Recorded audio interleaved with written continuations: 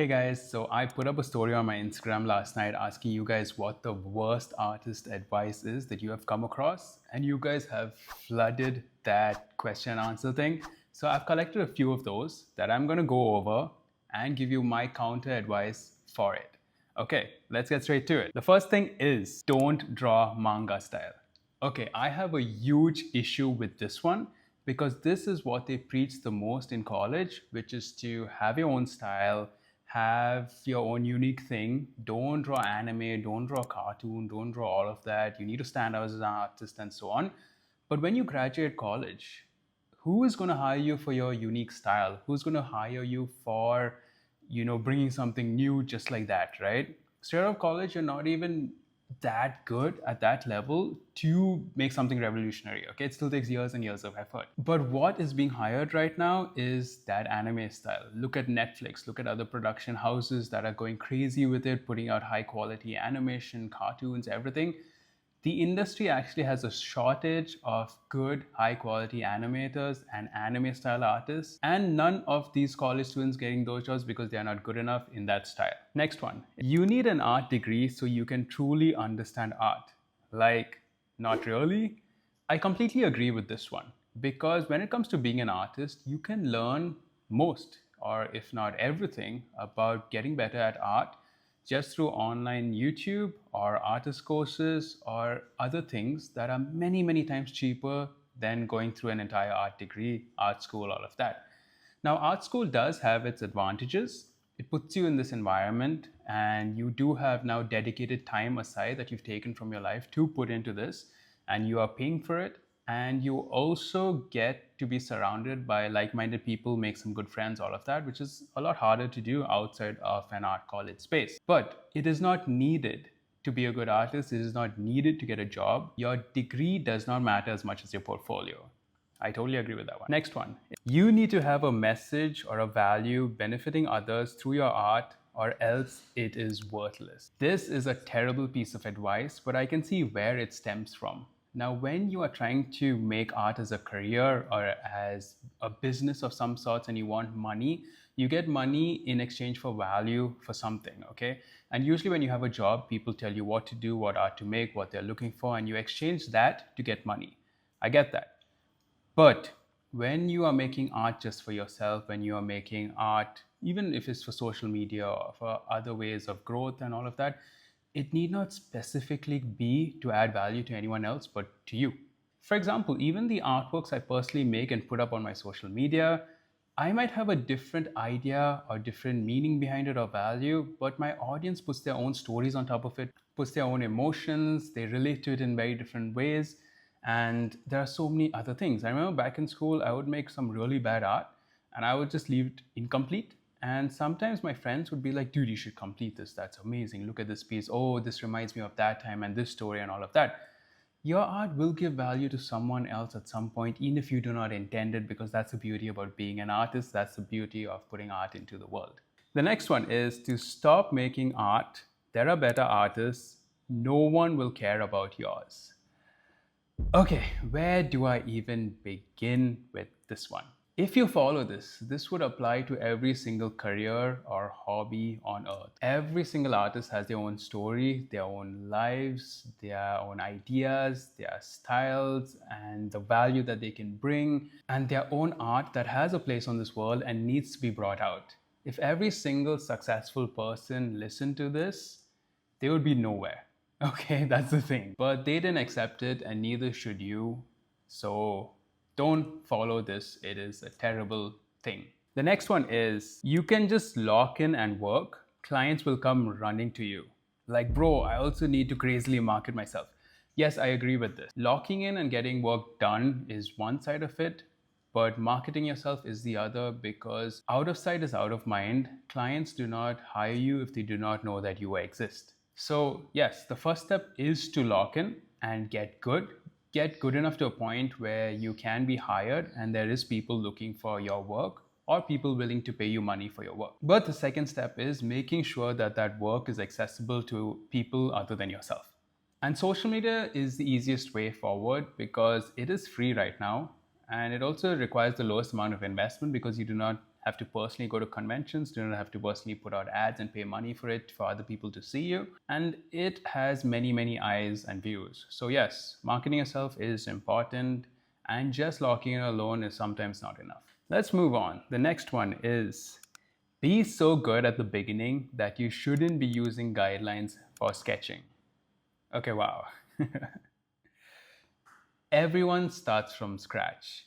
Even the person who may be 15 or 16 who's way more talented than you right now, talented, is because they've been drawing since they were like 3 or 4 and now have like 10, 12 years worth of experience of just making bad art and getting slowly, slowly better over time. There's a whole notion about you having to be talented to be good at something, but I do not believe that. Maybe you just did not have the opportunity or the backing to pursue it before and now you do. For example, art is one of those things people find later on in life in their 30s, 40s, 50s, 60s, and then get back to it, and that's the beauty of it. You can always come to it and put in 1-2 years of good time and effort, and you will be a good qualified artist. It's like any other activity you look at. You cannot magically become really good at basketball just by watching a ton of NBA games. You have to put in the hours, you have to go on the court, you have to practice a lot. The same thing goes with art. And also, when it comes to talent, hard work and volume always beats talent. And it's just a matter of time. Okay, moving on.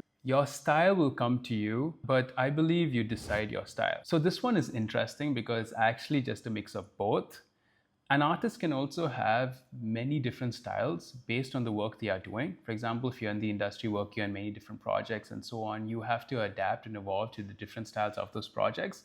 And you can have many personal different styles. For example, if you like drawing realistic for fun, but then you are a comic artist and you make a really cartoony style, or you want to make some fan art in different styles, that's perfectly fine and normal.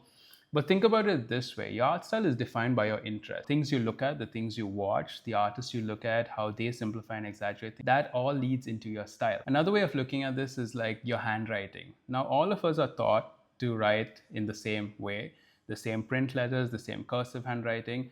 But over time, due to our experience and flow of things, we change our handwriting, and all of us have a bit of a difference in our handwriting. It just takes time. It takes what our interests are, how we choose to write each letter, and what's easier for us to do at the most convenient rate. That is your art style. The next thing is you need to draw only when you feel like it.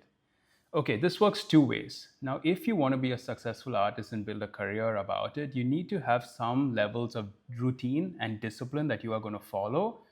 And this requires you to show up and draw even on days where you are in a bad mood or not doing too good mentally. You can't just be swayed by your emotions and draw at suddenly 6 a.m. one day, 7 p.m. the next day, or just not draw for weeks at a time. When you know that this is what you want to do, you have to stick to some amounts of discipline to get to where you want.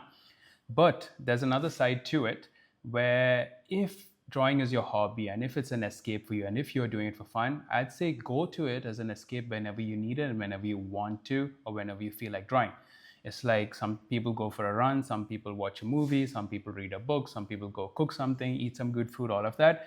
I'd say keep art as that as well and go to it whenever you need it. Okay, there's no rules. You do not have to be like, okay, I'm going to draw at 6 p.m. today every single day to feel better.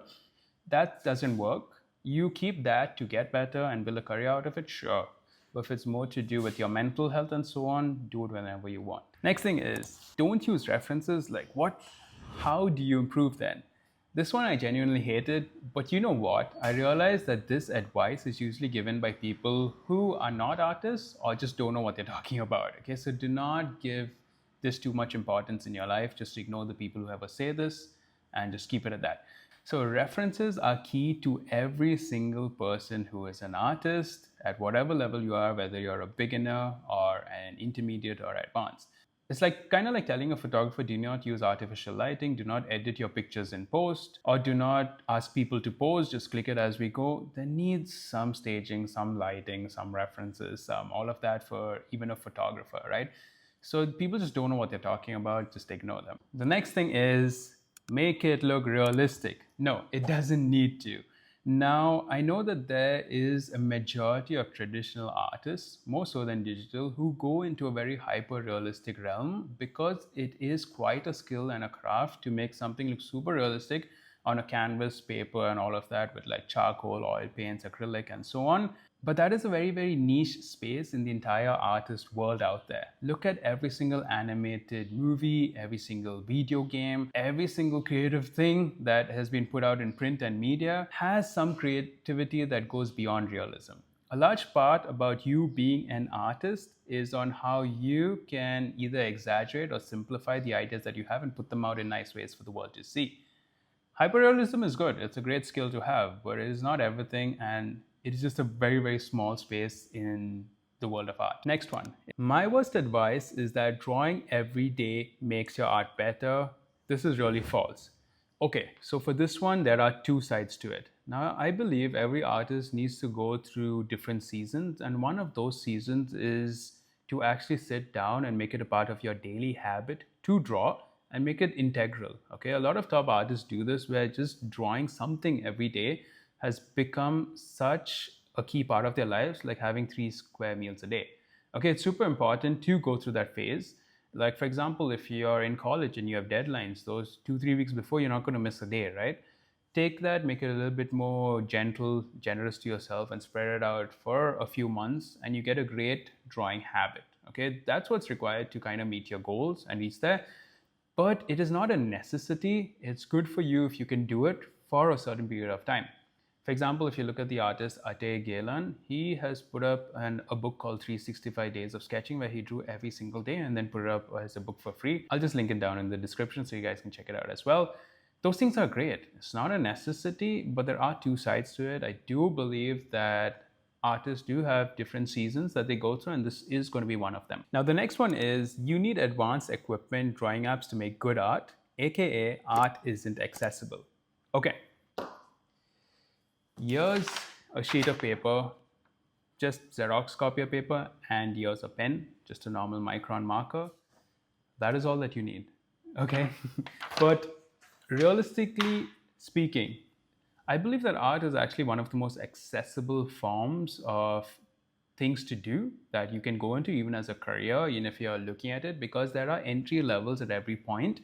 And art overall just is a lot more cheaper than doing other careers where it is mandatory to pass like a bar exam or have a certain degree or have certain qualifications to it. Here you just need a good portfolio. And at every single level, whether you're traditional, digital, 3D, and so on, there are different entry levels for you to get started and slowly improve over time. And at every point where you do get started, you can make money and maybe earn enough to keep upgrading yourself to the next level. Because like I said, you can get started with just pen on paper and build a career out of that. Okay, it is not impossible. It's just, I totally agree with this because it's just bad advice. You do not need to invest too much into it at all. And the next one is compare your work with other artists.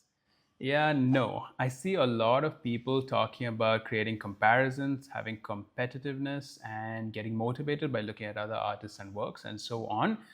But it's very important that you do not compare your stage 1 with someone else's stage 10.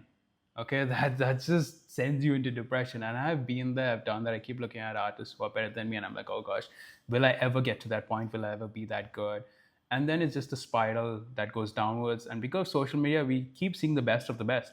We don't see the millions of others who are just getting started or in a slump and all of that. We just see the ones who are doing well because of social media. It's just made to be like that. So I would say, instead of comparing yourself, study other artists, study their journey, study their older posts, study what decisions they made when they were at your point in their career in terms of their journey and so on. A lot of artists, you can scroll down their page to the very bottom and see where they started. See on pages like DeviantArt, Tumblr, all the older pages where they would put up their work. Listen to their artist interviews on a lot of YouTube channels. There are YouTubers who interview them, like Schoolism, Art Cafe, Art Side of Life. There are all these places for you to go and listen to these artists. And then pick and see what works for you, what applies for you, and take it from there. So study artists. Learn from their decisions, see what applies for you, and that is all. Do not compare yourself too much. Everyone is on their own journey, just like that. And yeah, those are some of the worst advice that we have looked at today. If you guys have more, leave it down in the comments below. And if you guys want to see more of these videos, just leave your suggestions there as well. As usual, I put up all my lessons beforehand on Patreon, and it's totally free to access. And you can get all my resources, brushes, tutorials on my Gumroad. Check out my Instagram, and I'll see you guys in the next video.